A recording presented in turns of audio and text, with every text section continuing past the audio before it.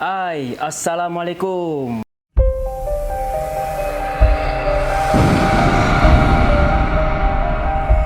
Okey, video kali ini saya akan berkongsi dengan anda cabaran-cabaran yang kami lalui dalam tempoh setahun.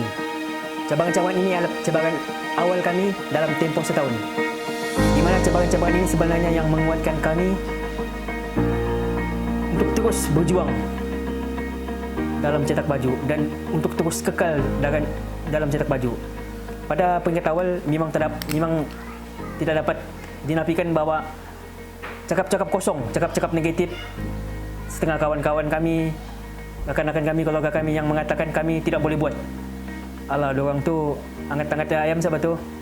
Tengoklah dorang tu, 2-3 bulan cari kerja tu. Disebabkan itulah kami bersusah payah, bertukus lumus untuk terus kekal di dalam perniagaan ini. Dan alhamdulillah, genap 5 tahun kami menjalankan perniagaan ini. Boleh pun kami hidup.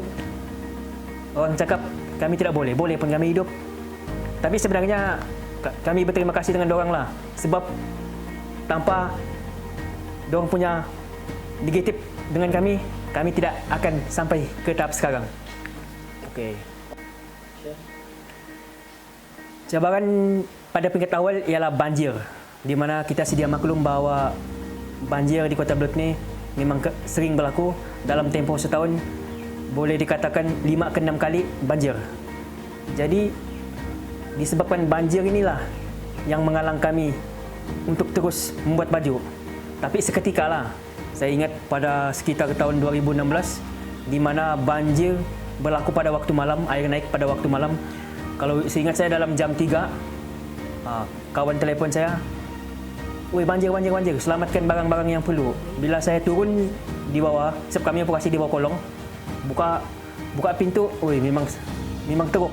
Mesin kami rosak. Baju kami memang tenggelam. Bila tenggelam, memang kompang sudah rosak lah.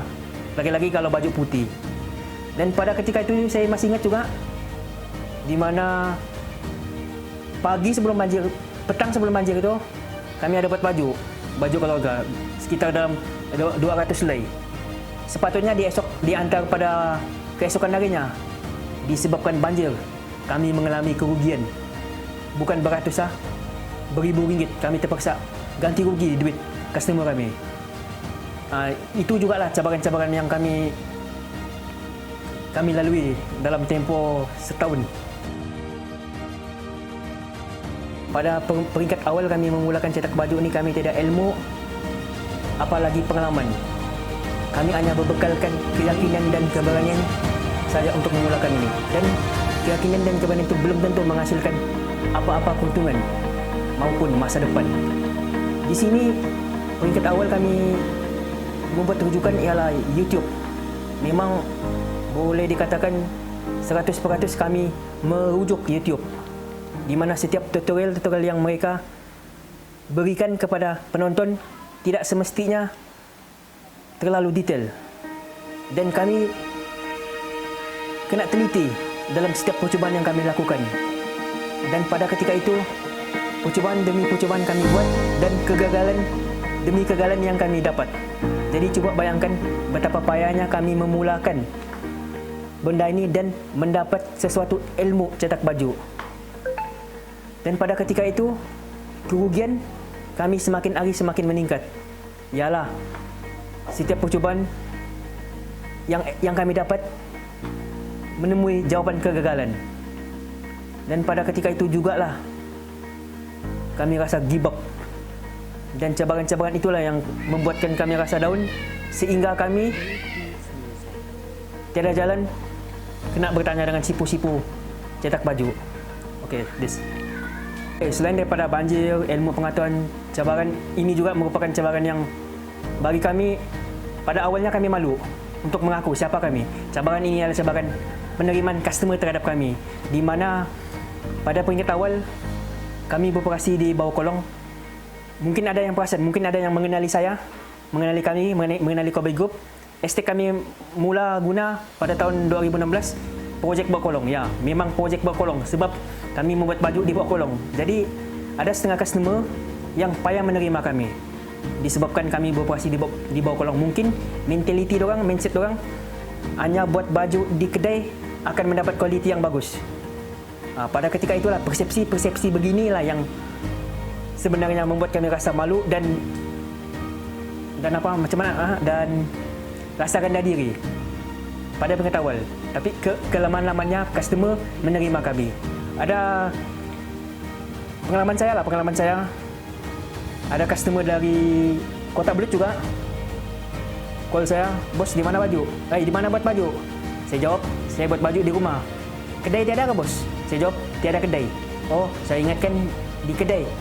Terus saya jawab, tidak apa bos, datang saja. Kita tengok kualiti macam mana. Kalau rasa tidak puas hati, saya bagi baju pergi. Sampai begitu kami meyakinkan customer, baru customer boleh datang. Itu adalah cabaran yang kami lalui lah.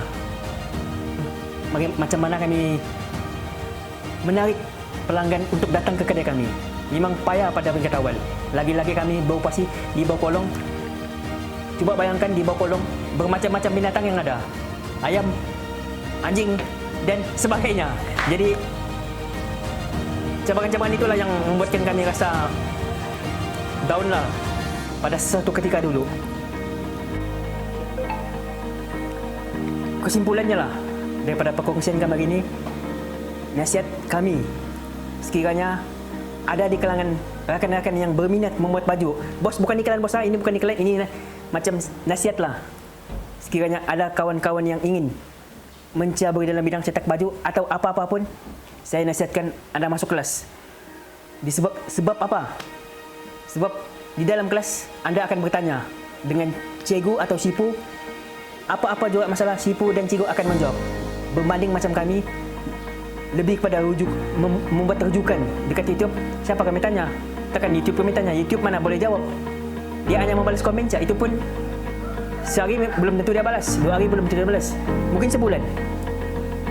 So masuk kelas, ilmu cepat kita faham dan kerugian mungkin akan dikurangkan sebab kita ada ilmu. Kita masuk kelas. Orang cakap belajar dari mula, paling ngam lah dari tadika. Okey, sekian, terima kasih.